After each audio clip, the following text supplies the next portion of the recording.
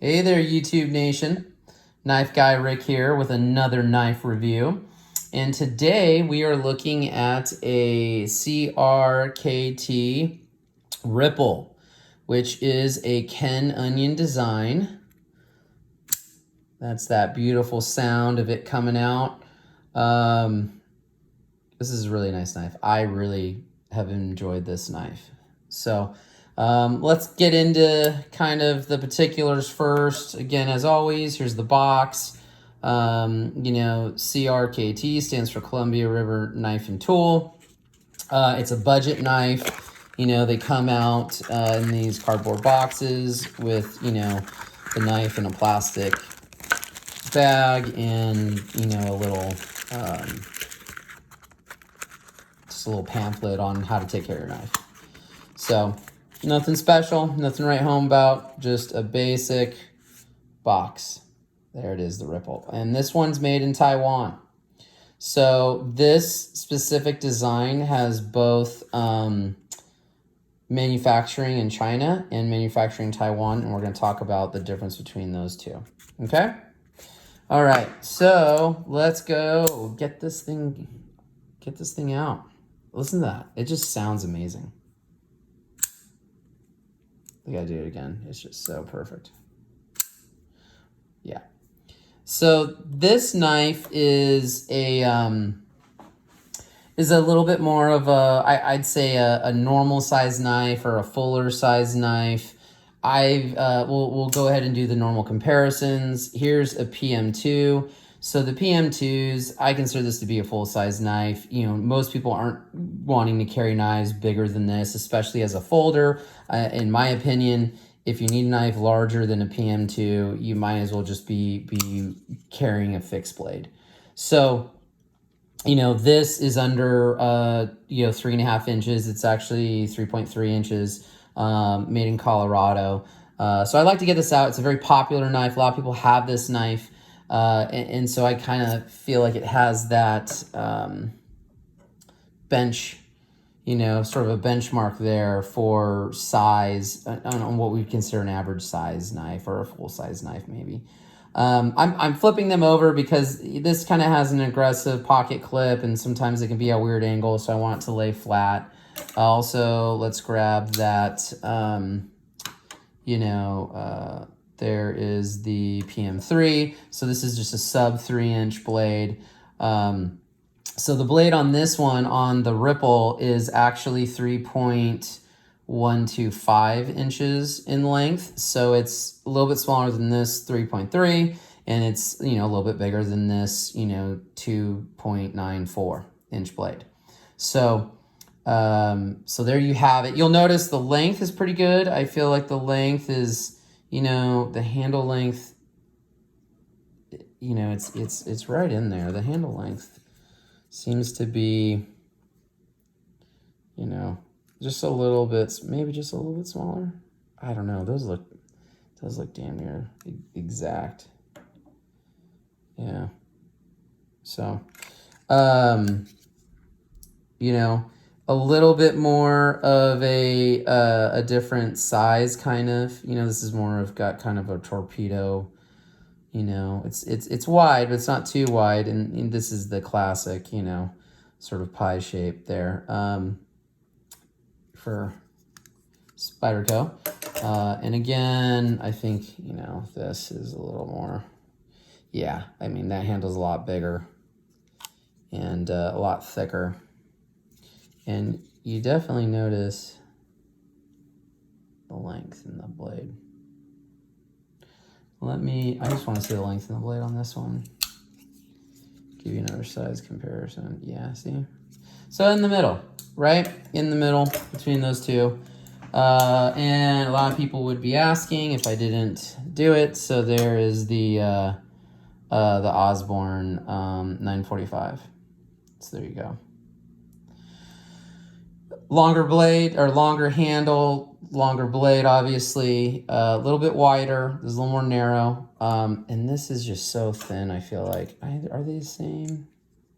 They might be. I don't know. See, even this looks thinner. I think it might be a little bit thinner. So Anyway, we've done the comparisons, gotten through that. So as we've said 100 times now, this is a 3.25 inch blade in length, so just over 3 inches. So if you have to have a blade that's under 3 inches, this probably isn't going to work.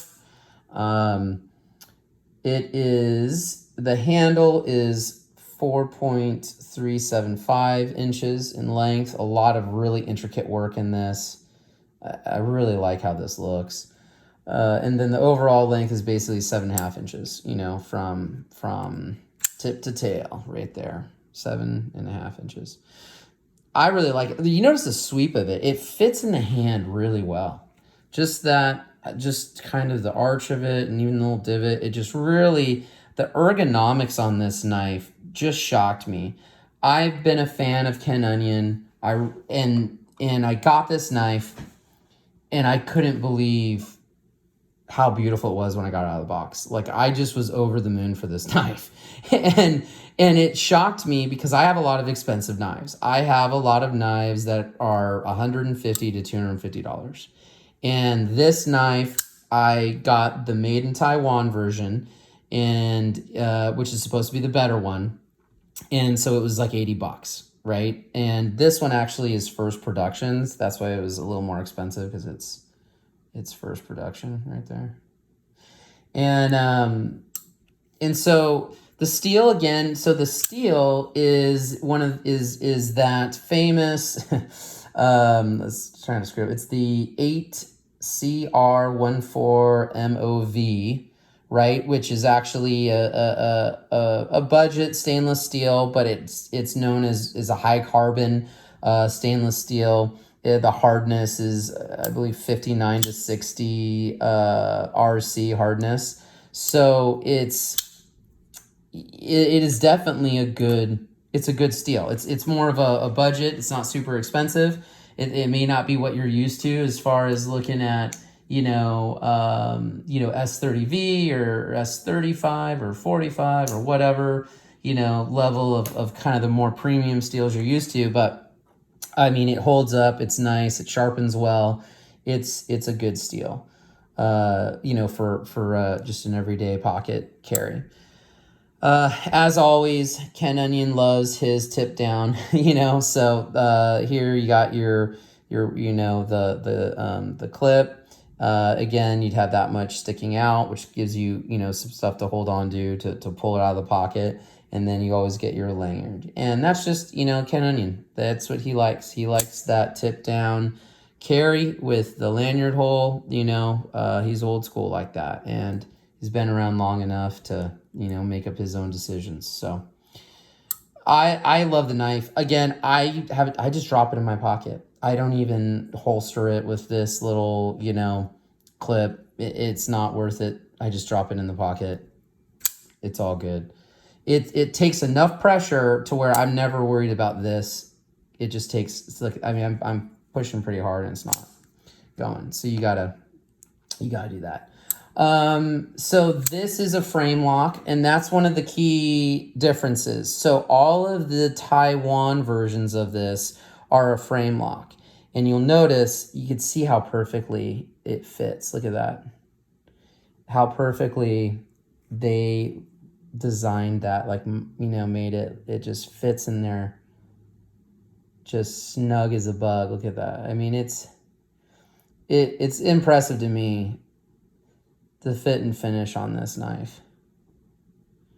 So I watched a video on Ken Onion and how he designed it, and I guess he was in Hawaii and he was at a mixed martial arts demonstration or something like that, and he was in one of those big gymnasiums, right? And it had all these wood trusses that were exposed, and so he was thinking about the design of the wood trusses and wanting to incorporate that into kind of a cool looking minimalist handle that had optimal strength and things like that. And it's funny because a lot of people look at this and they think of like an underwater sea creature, but he actually was looking at the truss beams and the rafters, at a martial arts, demonstration in Hawaii. So I thought that was kind of cool. So that was something interesting about the knife. I mean, it's just really, even the, right here, the pocket clip. I mean, just look at that, like how it's all, like the holes all line up through here. I mean, just everything about it, the jibbing in there. See how that all lines up? It's just unbelievable. For an $80 knife that has this level of detail, it's pretty amazing. So it also has that KBS ball bearings in it. And this knife, I want to say this knife is kind of a classic as well, where I think he originally designed it in the early 2000s, maybe mid 2000s.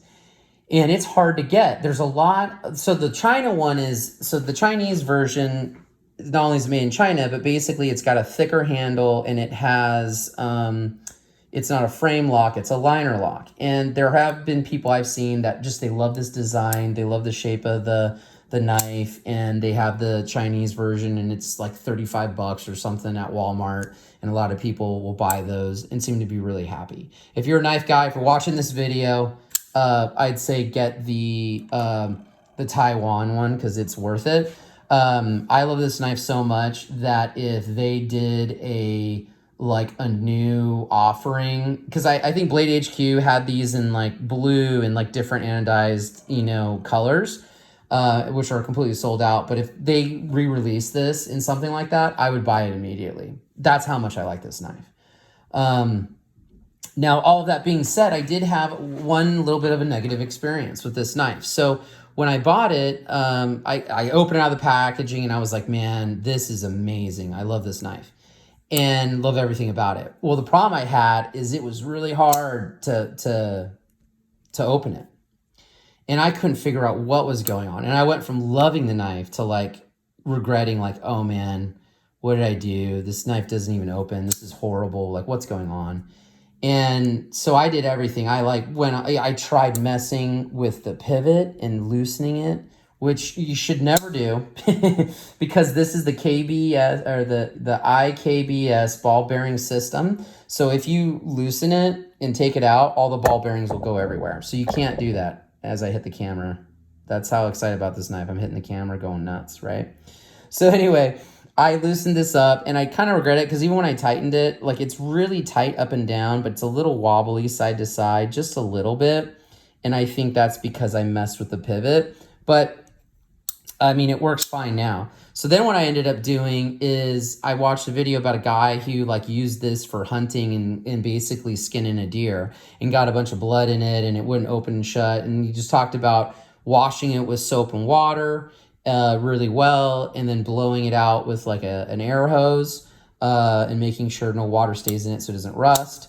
And so I was like, all right, I'm going to do that. So I did it. And when I was doing it and opening and shutting it, I was getting like black gook coming out of it. And I was like, man, I don't know if this got gooked up. I kind of have the feeling that this was sitting in a box in a warehouse for 5 years. And then I bought like the last one. That's what it kind of felt like. And so what I ended up doing is I ended up taking it's basically oil that's used for cleaning guns. And it's called, is it CLR? I believe it is, like CLR or CLP or something. And it's called Break Free. So it's kind of like WD-40, but it's made to clean parts and things like that, and actually leave a residual, oil behind. And so I just soaked it. It also cleans, at the same time, because it's for gun parts that get all gooked up. And so I soaked it in that, just, in this part, and then opened and shut it like 100 times. And it eventually just worked out all the goop that was in, I think, the KBS system. And now it's just perfect. It is. And I sit at my desk. I had someone in the comments ask me, I did a bunch of reviews on button locks. And, a lot of people like the button lock knives for fidgeting and things like that. And I just talked about, the button lock knives that I have, the pivot will come loose. So I got to tighten the pivot, or the actual button will come loose. And so you can fidget with it, but you have to constantly be tightening it and kind of maintaining it, if you will. This knife, I can sit at my desk all day and just flip it. And it is the most gratifying sound. It's just, yeah, I really like the knife, and it cuts great too. It's, you know, you'll notice this isn't, you know, it's not like a hard line. Like even this is sort of, you know, it's rolled right here. But I find it's really easy to cut open packages, like slip it in between when things are really tight and slice it open. I like the length of it because it's enough to kind of get in there and sort of, you know, pry it and slice it. So I use it for opening a lot of boxes, things like that. It also has that cool gentleman's knife. I watched a video on a guy, he was using it for work. He was like a, you know, he worked for like a cable company or something, so he had to cut cables and things like that. And so he used this. And there's one that has, you know, a little bit of the, you know, the teeth on the bottom that help you kind of get through some wires and stuff. And his version, I believe, was the made in China because it was the liner lock. Or it was not the, it was, yeah, the liner lock. And, you know, he liked it. But I gotta tell you, I think the frame lock is where it's at, for me, at least. And for just the quality of it, I don't know if the quality of the Chinese version is the same. You know, people obviously will buy it, you know, but I think it's kind of price sensitivity too. But man, this is one of my favorite knives, and it was $80. I mean, and I got a lot of expensive knives, you know. It's cool, and it fits in your pocket. It fits in your pocket. It's small. It's slender. You know, it's not. It feels a lot smaller than this. You know. And even this, I love this knife. This knife's super light. This knife's a little bit heavier. Maybe, yeah, I mean, they're about the same. This is a little bit heavier. I really like this knife. This is my summer carry because it's so light. But this knife, man, it's just, I love this sitting at my desk, drop it in the pocket. It's, like I said, if they came out with a brand new, like, drop of these with a different, you know, steel or metal or something stupid, I'd buy it just because I like this one so much that I wouldn't mind having another one. So anyway, I'm ranting at this point.